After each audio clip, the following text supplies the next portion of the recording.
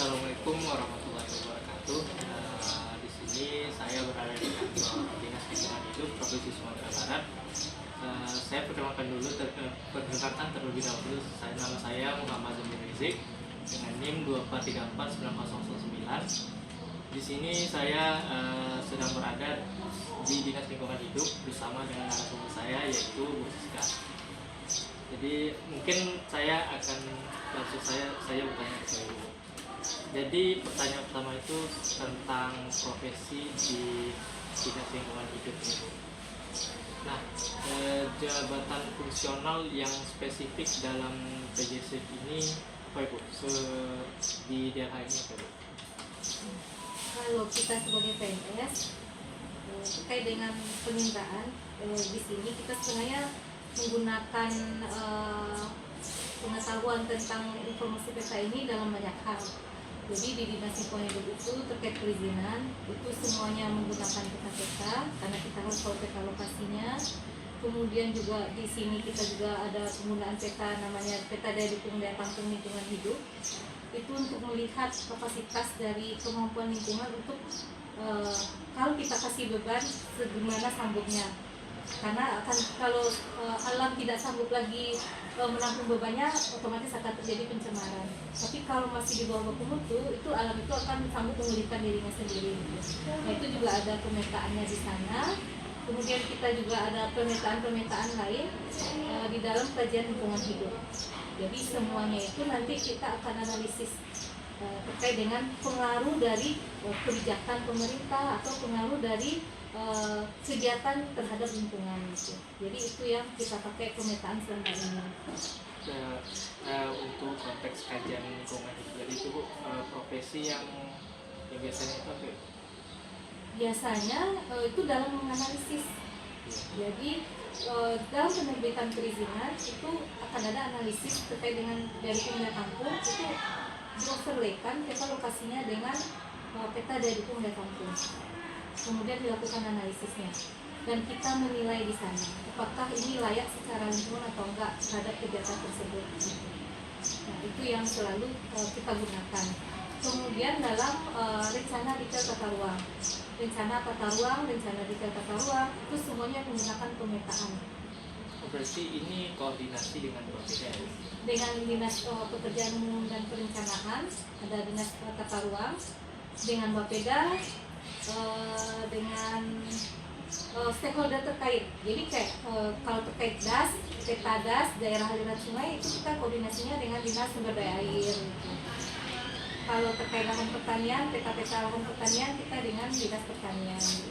Tapi semuanya dalam rangka analisis terhadap dampak lingkungan yang ditimbulkan dari kegiatan tersebut. Mungkin ini pertanyaan kedua Bu. Peran Dinas Lingkungan Hidup ini terhadap kemarin Bu, ini kan ada kejadian bencana yang kita ketahui, khususnya itu di daerah hilir, di mana itu sungai-sungai itu kan di tepinya tuh jadi longsor. Nah, tentunya itu kan ada partisipasi dari DLH. Nah, apa peran DLH kemarin itu terjadi bencana tersebut? Nah, kalau peran kita itu terkait dengan perencanaan bidang lingkungannya. Jadi karena kemarin terjadi bencana dan kebencanaan itu kan merupakan isu paling prioritas jadinya saat ini gitu karena bencana tersebut gitu. Nah, kita ada perencanaan bidang lingkungan, kita akan melakukan revisi rencana tata ruang, kita akan melakukan revisi namanya di sini kami sudah punya perda rencana perlindungan dan pengelolaan lingkungan hidup.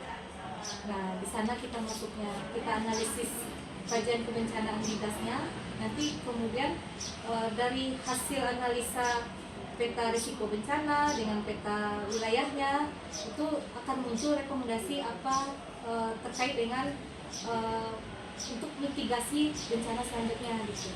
Jadi misalkan terkait pemukiman, kalau sekarang pemukimannya berada di zona merah, di risiko tinggi gitu. Nah, itu bagaimana perizinannya ke depannya? Bisa jadi itu akan kita batasi, bisa jadi kita larang, tidak sama sekali tidak boleh ada izinnya, atau kita batasi untuk izin-izin tertentu saja gitu.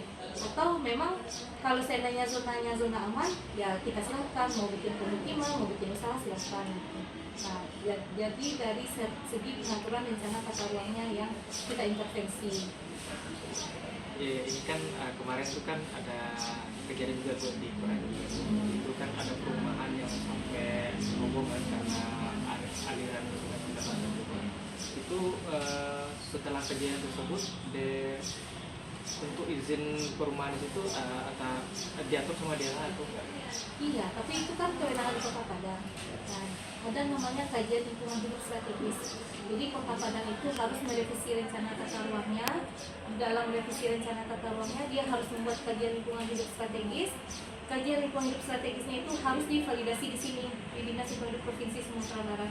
Nah, kami akan melihat ke sana, kami lihat dari rencana tata ruangnya untuk zona pemukimannya di sana, bagaimana mereka pengaturannya. Dari situ kami mengevaluasi dan kami memberikan rekomendasi perbaikan dari rencana tata ruang yang baru yang akan mereka bikin.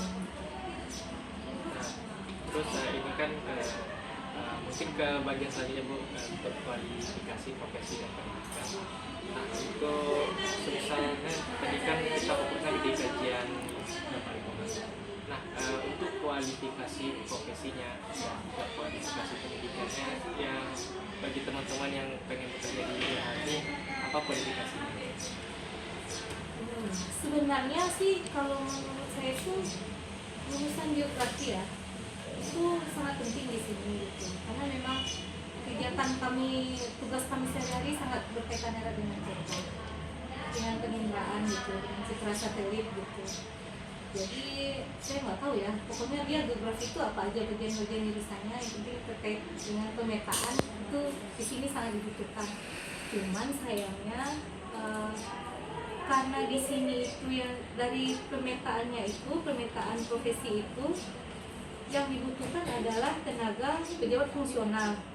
Nah, pejabat fungsional itu kalau pengendali dampak lingkungan itu biasanya dari teknik lingkungan gitu. Jadi teknik sipil juga ada juga. Teknik sipil di sini nggak ada. Spesifiknya Teknik lingkungan. Jadi mungkin yang kuliah geografi itu justru nggak ada. Entah bagaimana saya nggak ngerti, karena itu bagian tata usaha ya yang terkait perekrutan tenaga CPNS-nya gitu.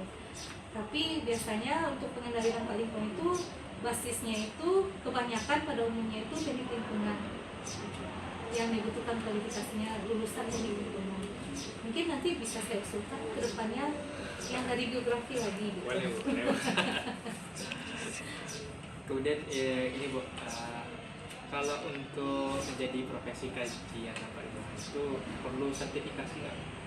Kalau di dinas lingkungan hidup enggak, tapi ahli yang kami rekrut itu biasanya kami minta ahlinya.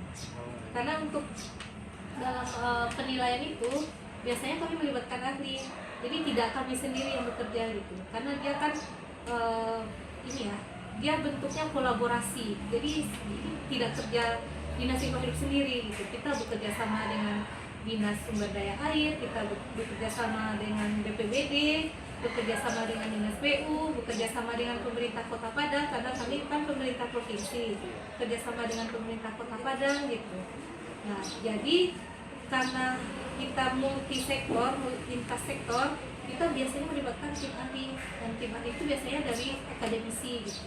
Nah, ahlinya lah yang kami minta memiliki sertifikasinya, atau konsultan yang menjadi ahli itu yang kami minta sertifikasinya. Tapi kalau dari dinas lingkungan hidupnya sendiri ya, walaupun bagian tupoksinya sehari-hari berkaitan erat dengan kita, tapi tidak ada ahli, tidak ada sertifikasi. Oke, ini selanjutnya di bagian persoalan ketika datang.